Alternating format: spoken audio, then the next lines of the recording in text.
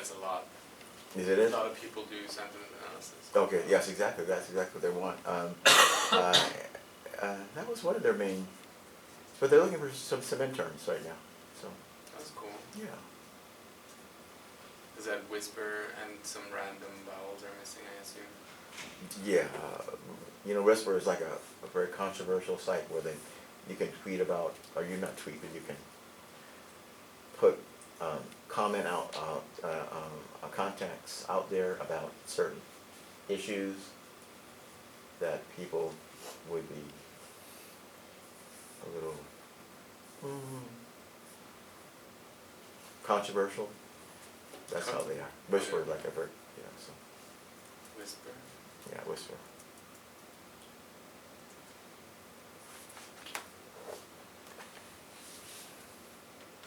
But they have a group about machine learning and they're asking more people to join their group. Everybody's looking for machine learning people? That's amazing, yeah. There's a lot of people looking for right and left. You guys chose to write.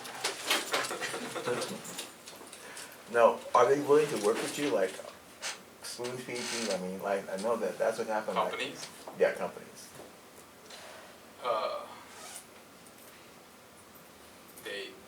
They do, but like, so there are a couple that were interested,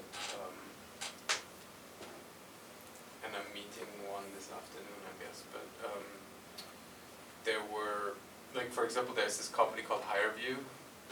They have they do all these interviews for people online, so they do job interviews through websites, and they do like 100,000 interviews with Starbucks, for example, or with Hilton, etc. And they use machine learning to identify like who will be a good candidate. It's probably pretty dodgy to do. Yes. And like I'm not really a big fan of it, but what they offered was basically they would offer their like stack to record the data, to analyze the data to us, to run like depression analysis, for example, on a large scale. And unfortunately that never really happened because they now spun out their machine learning stack into CleverMind.io, which is kind of cool too. Okay. So yeah, they want to make money with that, and we can pay that. Oh, are you working? Are you still working with them? No, Oh. I mean Okay. they now want to make money through that, Oh, they want to make money. and like we don't have the money to pay the company to do the work for us. If they would have done it for free, would have taken it, but.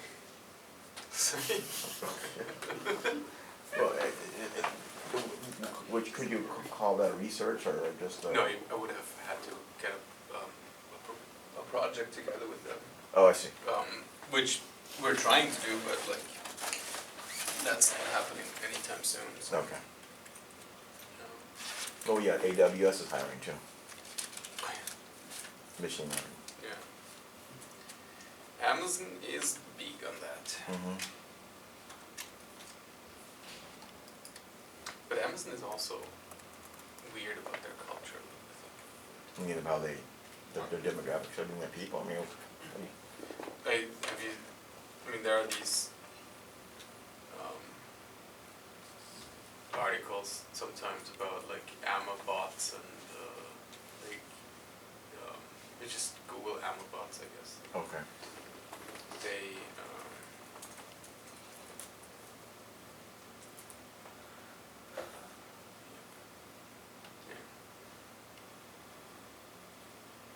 Oh well, we are at burn and churn. Oh wow. So yeah, like just read that article. Oh, it's from 2015, but it's basically who can do it is welcome, but whoever drops out at the bottom through fatigue or whatever is out. Not a big fan of that. Okay, I see. Wow. Just as a warning. Okay. Okay.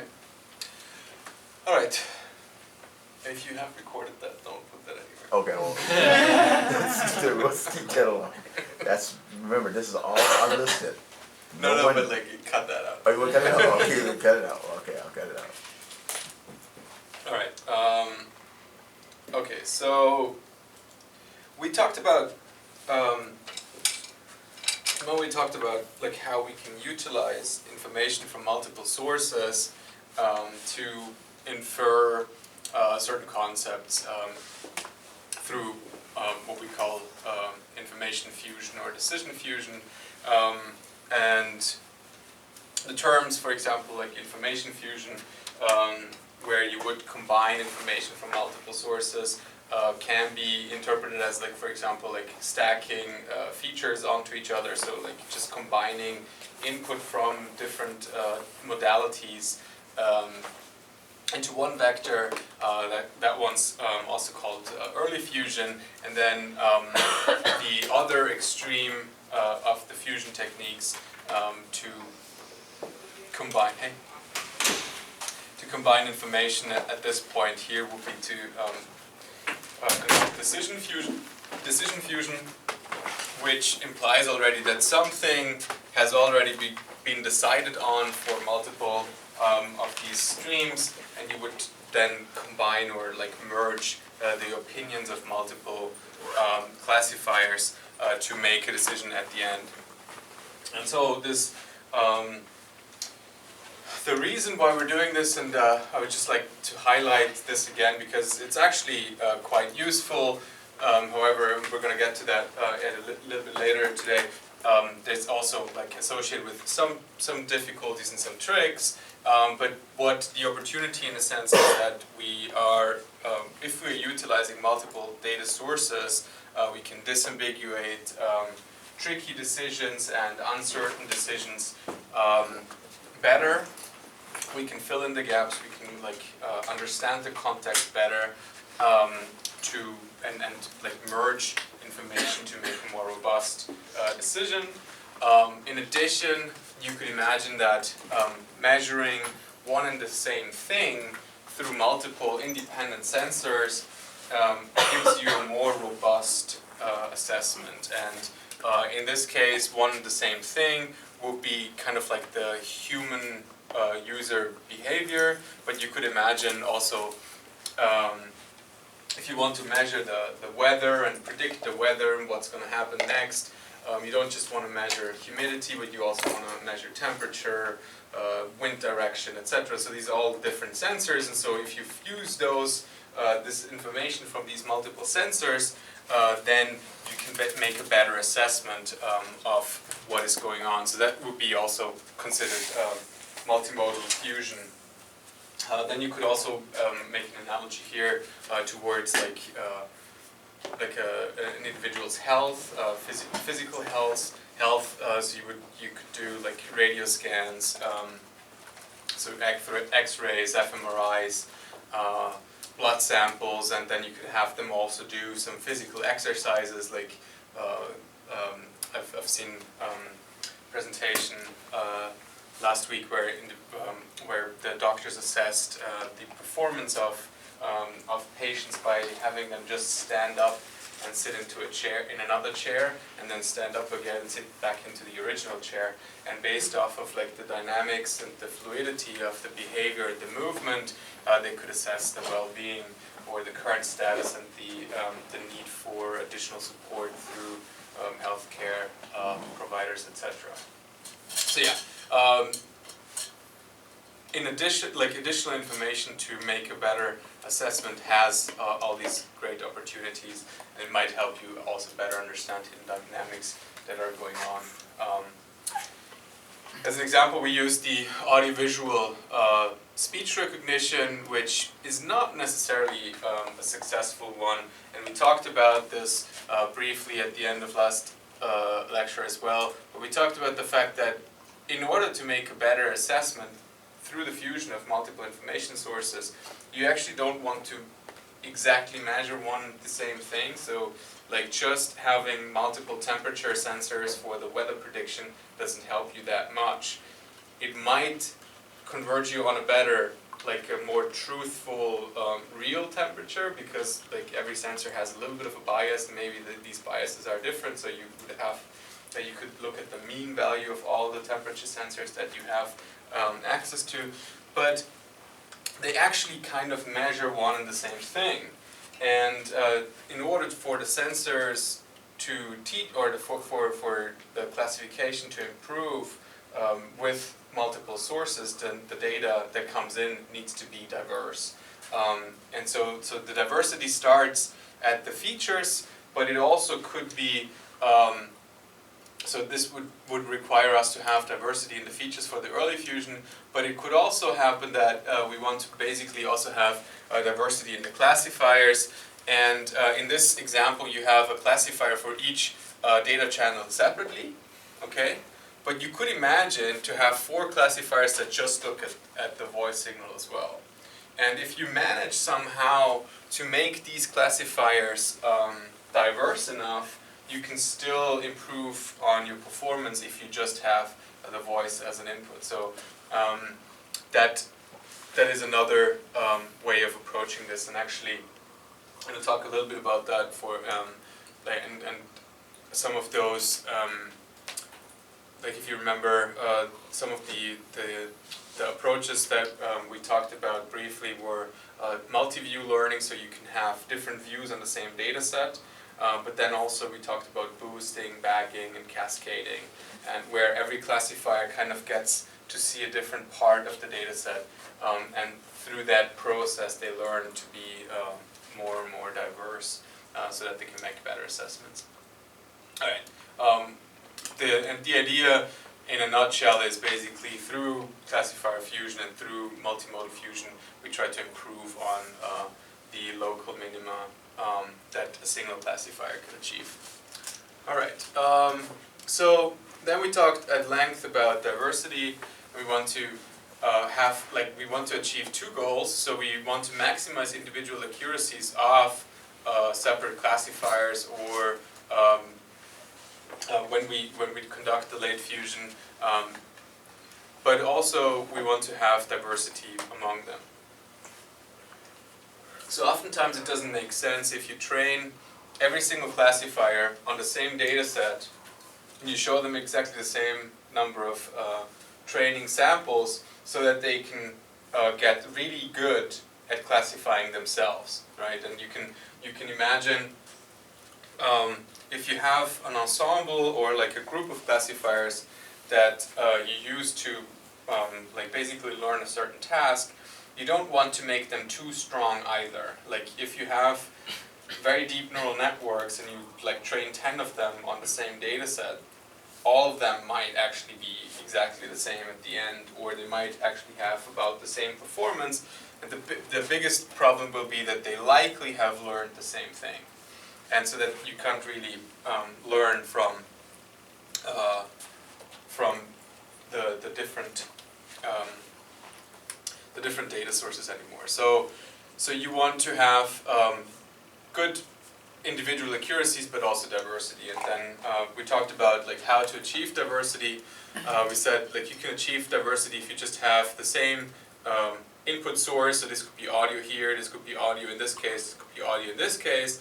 But you would look at it through different lenses, and each classifier, or each type of classifier, in this case a multi-layer perceptron or a support vector machine or hidden Markov models, would have a different kind of lens onto the problem. Well, for example, multi-layer perceptrons and support vector machines both try to find like a discriminative hyperplane between your classes that you want to separate. The hidden Markov model, for example, tries to generate. So these are discriminative classifiers, and this is a generative classifier. And or you can use it as a classifier. You don't have to use it as a classifier, in fact. But it's a generative model, and so that actually changes the task quite a bit. So you would have hidden Markov models that only look at positive examples, and then you would have a hidden Markov model that only looks at the negative examples, and they try to find these hidden dynamics of what is going on in the data. Also, these 2 classifiers here only get like snapshots, like one slice of a sequence, while the hidden Markov model would, for example, try to look at like sequences themselves. So that might also cause them to be quite diverse. That one way to get a different level of get a diversity through different hyperparameters is a bit more tricky, and like you have to kind of treat that with a little bit of a caveat. So, for example, in multi-layer perceptrons, the different hyperparameters that you could imagine to use to create diversity between the classifiers would be to just have different number of layers, different transfer functions. Instead of like a tangent hyperbolicus at the output, you could use a linear output or something else.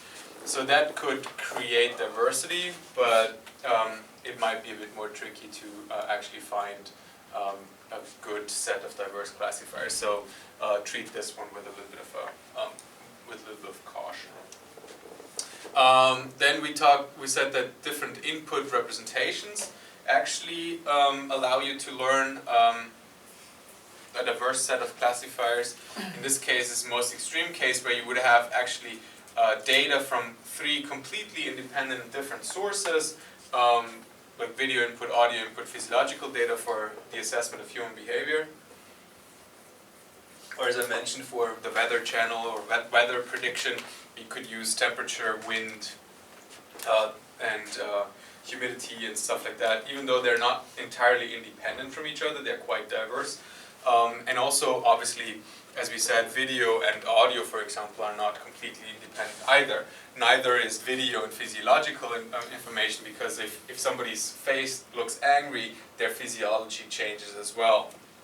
And so you measure somewhat the same information, but the same information about, like, so for example, affect, like positive or negative emotions, might be better visible in the facial expression of smile versus like frowns than they are visual in, for example, heart rate changes. So if you're excited and happy, your heart rate goes up, but also if you're excited and angry, your heart rate goes up, right? So the separation of certain physiological or like certain affective changes might be more or less visible in the other domain, okay? So like facial expressions might be better at disentangling the valence of the emotion, while physiology or acoustic measures might be better at disambiguating the intensity or the arousal level of the emotion. But that's just an example.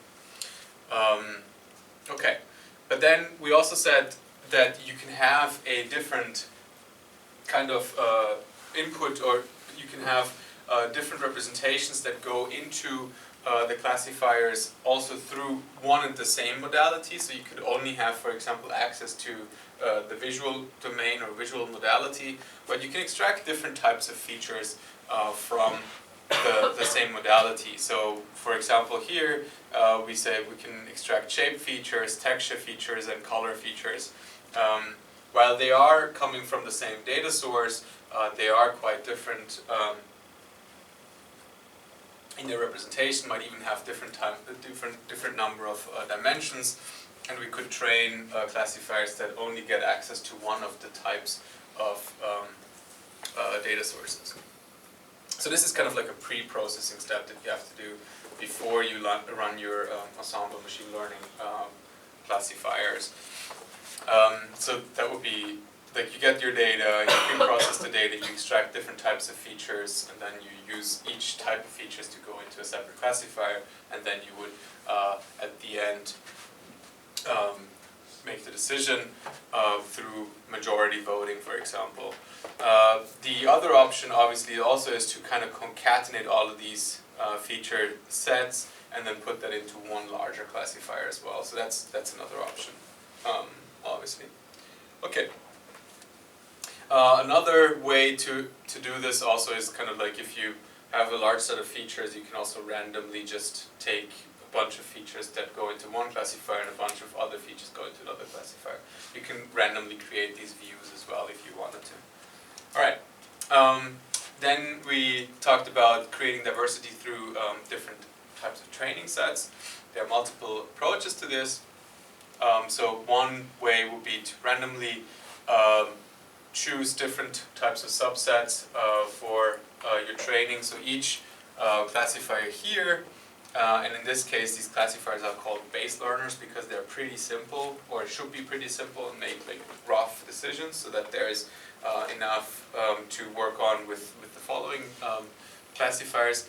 But anyways, in this case, in the bagging case, you would randomly choose different subsets from your training set to use those different subsets to train your classifier. And does anybody know what could be an issue here in this approach? If your subsets aren't like equivalent. That's a very good one. So if your subsets, for example, change the priors of your classes. So if you have a problem where maybe you have your positive and negative examples about equally as likely, so you have like 50-50 priors, and you sample, and you're like sampling in a not so smart way, you can actually like really hurt the outputs if you, for example, have changed the prior for all the classifiers to be like, for example, 70-30 or 80-20 likelihood between positive and negative examples. And you'll see, like, if you try that out yourself, if you don't compensate for very skewed priors, so if you have sometimes like 90% negative examples and only 10% positive examples, so you're really trying to find the needle in the haystack, so to say. If you train a classifier on just like accuracy and like try to improve it on average accuracy over my training set, you will achieve in no time, no problem, 90% accuracy, right? It will be like really good, and it's like, oh yeah, like 90%, that's really great. But then you look at the confusion matrix, or you look at the F1 measure of the positive class, and you suddenly says like 0, and like in the confusion matrix you see that the classifier just always says no, right? So that's like often really a big problem. So be careful about changing the priors, and sometimes you actually want to equalize the priors out with the risk of like losing out on a lot of data that you might have omitted from the training set just because you don't want to have such skewed priors. But there's another problem here also. So bagging often, or like bagging actually requires quite a bit of data. So you need a lot of data to be able to randomly sample from your training set and basically split your training set into 10, 20 separate training sets. So if you don't have a lot of data, the bagging part is not as easy. But then you could use something like boosting or cascading, and boosting is actually quite fun, where it's, and we're gonna get to it in a second in more detail, but I feel like it's pretty easy to explain that way. So if you have a data set, and these are my samples from 0 to m, so I have m many samples, and when I start off in a machine learning experiment, I want to randomly select data points from my data set. This is the training set. So I want to randomly select data points from my training set to learn a classifier with. How do I do this? Like, I randomly choose samples, right? So basically I randomly choose this sample, and I randomly choose that sample, and this sample, and this sample, and this sample, and so on, right? And there's like a certain distribution that I use for this, which most of the time, and it should always be this actually, if you just train a classifier, should be a uniform distribution. Like you're choosing every sample with the same probability, right? But then in boosting, so this is like the baseline, in boosting I do the following. I actually choose samples, in the beginning uniformly distributed. I choose samples from the training set, and I put them in one classifier, classifier 1, and the classifier 1 now makes right decisions and wrong decisions, right? And I remember for all the m data points, if he was right or if he was wrong, okay? And I just remember that. And then I use this information here to change the sampling distribution on my training set accordingly. Which ones will I show the next classifier more of? The wrong ones, exactly. So if these data points here are pretty wrong, or like often really wrong, but these data points here, the first one always gets right, I would suppress this likelihood to select those and increase the likelihood to select those. So kind of in the end you can learn like an interesting sampling function that basically just further and further increases the likelihood to sample more and more difficult data points. And you're like the further in you're going with your boosting cascade, so to say, like you have multiple classifiers in series, so to say, then those classifiers actually only get to see the very hard problems, the very hard examples. And so they can focus on much more narrow kind of problems than like looking at the global classification problem. So why would you use boosting as like an after the fact method as opposed to stratifying ahead of time and then sampling that way? Yeah, so the boosting is not actually after the fact, it's kind of like, that is part of the training. Okay. So you are actually actively still training the classifiers. But examples that the classifiers get right all the time just don't get selected for the other classifiers. So it's kind of like you're correcting as you go, as opposed to taking the time beforehand to stratify it and then select. So, yes, and the problem here is because in this case you would, so let's try to come up with a simple example. Let's say you have something like this.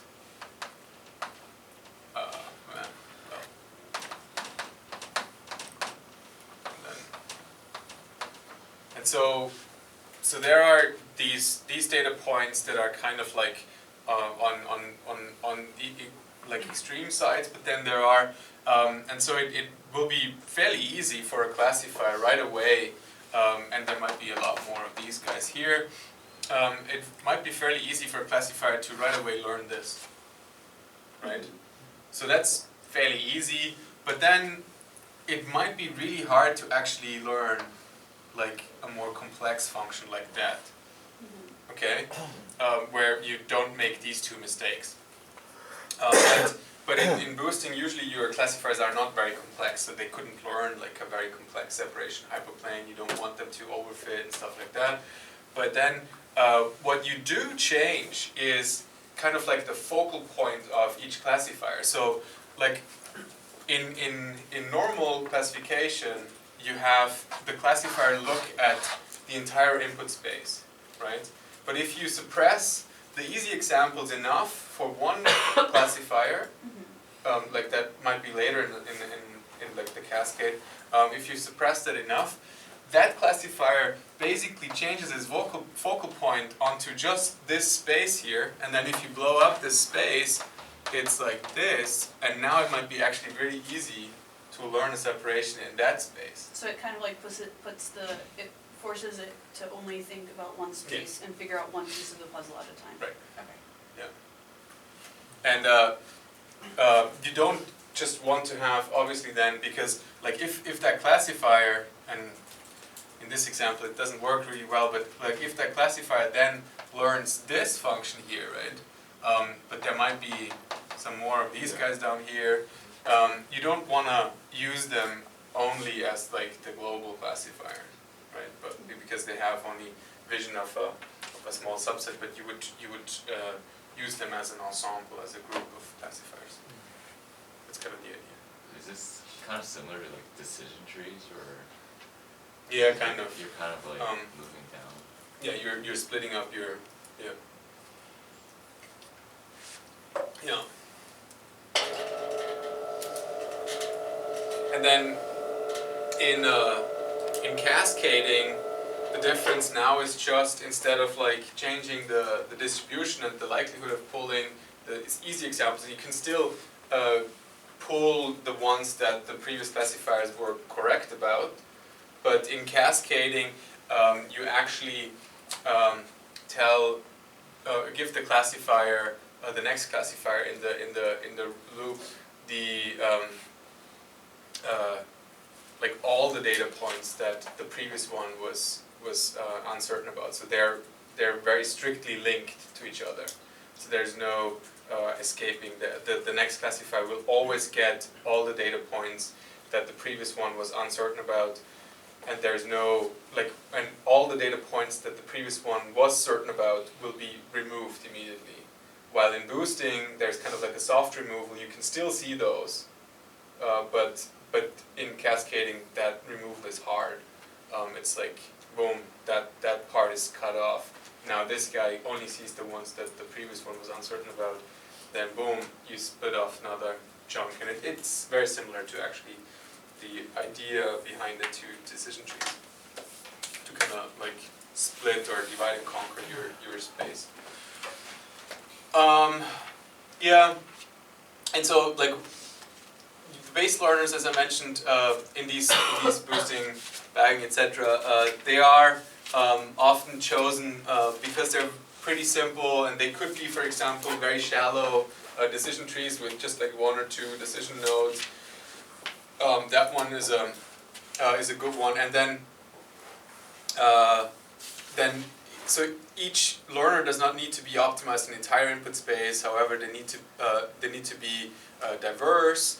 And for example, if we have one classifier that is 80% correct in the entire input space, the second classifier only needs to be accurate on the remaining 20% of the part that is misclassified. So this is kind of like giving an idea of like what is going on in this case. And then in some cases, if you do like ensemble learning with like the multi-view part where you have different feature inputs and each classifier gets to see the entire input space, then like if you want to do those voting things, you require every classifier to see the entire input space. So that's kind of like the difference here. And we'll see a couple of those model combination schemes right now. So so there are multiple ways to do this. So you can have multi-expert combinations. So this is when the classifiers need to see the entire input space or the entirety of your training set, and then like make decisions, and you fuse their decisions. And then multi-stage, that will be the boosting and cascading, where you change the view or the focal points of in the data set for each of the classifier. So, and then you go by stage, like if one, and I'll give an example later on, because so back in Germany, like for when I did my PhD, we were co-located with the Daimler, so the Mercedes like parent company research center, and they used cascading classifiers to do like pedestrian recognition. And they used that because it was pretty fast, and it got actually pretty robust, and it could be implemented on those smaller chips that they fit into cars. But nowadays I don't think that people would actually use cascading anymore for pedestrian recognition. Who can say? I don't know. So in the global approach, the learn and classifier fusion, they work in parallel on the entire set of the inputs, and their outputs are fused. So their outputs are combined. Like every classifier has an opinion, and now we merge these opinions, and instead of like just trusting one person or one expert at a time. And you can also like have this in a local approach where learners or classifiers are selected. So, so for example, if you are pretty robust at classifying, this is a male speaker, this is a female speaker, you could train a classifier on male speech separately from a classifier for female speech. So you could have like first a classifier that says, oh, this is male-female speech, and then you can have like speech recognition just tuned for male or female speakers.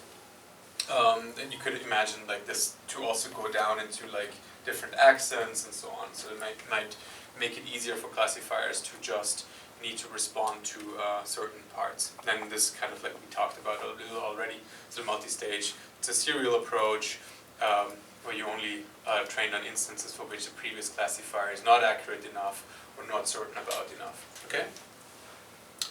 So in the combination of classifiers, basically what you have are all of these classifiers. They produce decisions, and basically these decisions could have weights again. So you could trust, for example, this classifier much more than this classifier. So this weight could be much larger than that one.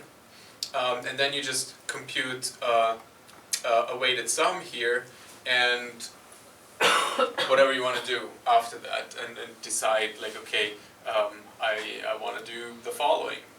Like I want to do a linear transfer function, or I want to do tangent hyperbolicus, or whatever.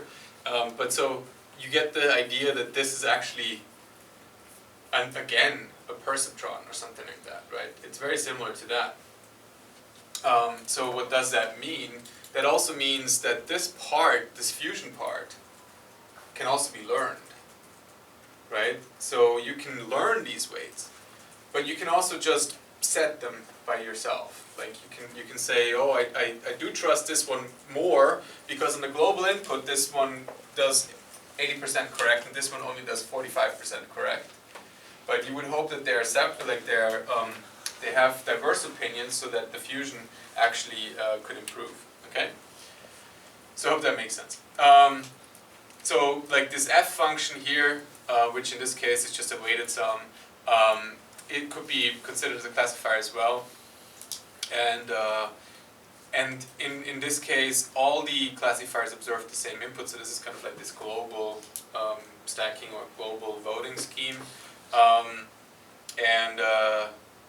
There are like several ways to compute this function. So for example, you can just have a weighted sum here, a sum here, so all the weights are the same. That's one. A weighted sum, all the weights could be different. Median, so if these guys output like a bunch of numbers and you just want to choose the median of that, so you might have like a regression task, for example, that might be a valid function. If they output like a multi-dimensional output, so instead of like just saying 1 or 0, they could say 0.2, 0.3, and 0.5 for 3 classes with different certainties, and you could then look at like which classifier is the most certain about which class, and you just choose that maximum, and so on. And here are a couple of examples. For example, in this case here, if the first classifier says 0.2 for class 1, 0.5, and 0.3, and then decision 2 and decision 3, so there are the different ways to do this. So for example, the sum and then dividing by the length here, so this is the median, mean, instead of, actually this should not be sum, this should be mean. That should basically just be So it's like summing that up, dividing it by 3, summing that up, dividing it by 3, and so on. And in this case, it's a really stupid example, but like all the different approaches actually spit out the same number. However, that does not always hold true, so these are not equivalent, obviously. And you can come up with examples up here that actually change the decisions for each of those. What is important to note is if you have the option, the possibility of having those zeros in there, this guy becomes dangerous. Okay, so if the option that the classifier can actually produce an exact 0 or something close to 0 for a certain class, the product or everything that kind of uses those in a multiplication becomes dangerous, even if the others are super certain that it's another class, but that guy is super uncertain that's this class, then it would cancel that out completely. So that's kind of dangerous. Okay, so that's just an example. This one here, I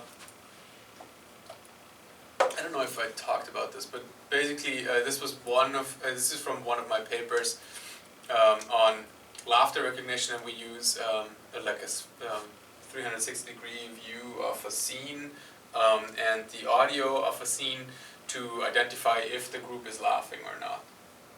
And we used like both echo state networks here that produce outputs of likelihoods or certainties, like I observe a laughter or I don't observe a laughter, so this would be a value between 0 and 1 in this case.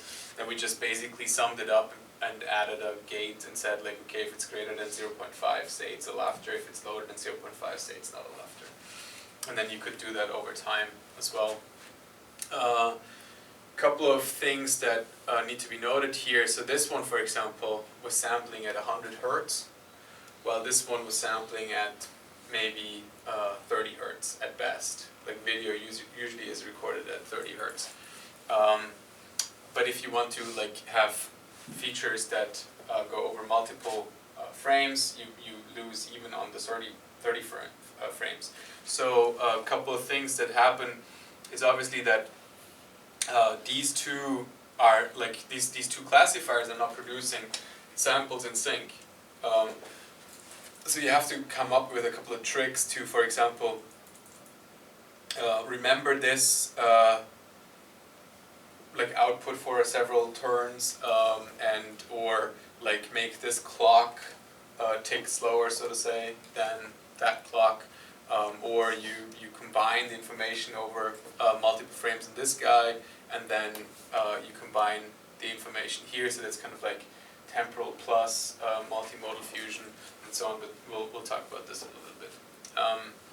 And then you can also have multiple views on the same data, so you have acoustic features that are pertaining to like the modulation spectrum. You could have perceptual linear prediction features, so you split up the audio domain into two separate parts, and you have the video domain in a third part, and you kind of like fuse them at a later stage. So there are many different ways to do this. And in this case also, like the paper was also working on, and I think it's in the list of publications, or like a list of papers in the syllabus if you want to read the paper. So yeah, basically these are all like global approaches, so that the classifiers get to see the entirety of the inputs. All right. So now bagging, and in bagging visualized, we talked about it before. Basically you have an initial training data set that gets then split into multiple training data sets that are usually or should be completely independent from each other, like disjoint, so there should not be an overlap. That's one of the reasons why this requires a larger data set. And then you would have each training set train a classifier, and we talked about this a little bit before when we tried to kind of approach or try to explain the bias variance problem for regression for other machine learning problems. In this case, we actually want to use a classifier that has a high variance. Okay, and decision trees often do have quite a high variance, and that's why bagging is often used with decision trees. And you want the classifier to basically, the classifiers across here for all the different data sets, you want to have them as diverse as possible again, right? And diversity is supported through variance. So you don't want a classifier that basically is very, very similar no matter what the data set to be trained, that it will be trained on will look like, okay? So if you, for example,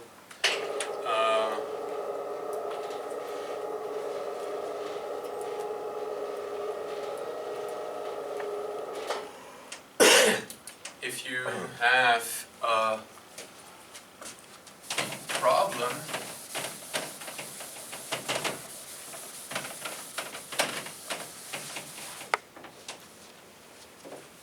where all, like, so, where all your positive examples are kind of as such, yeah, I don't know, maybe something like this, and you want to basically learn a series or a number of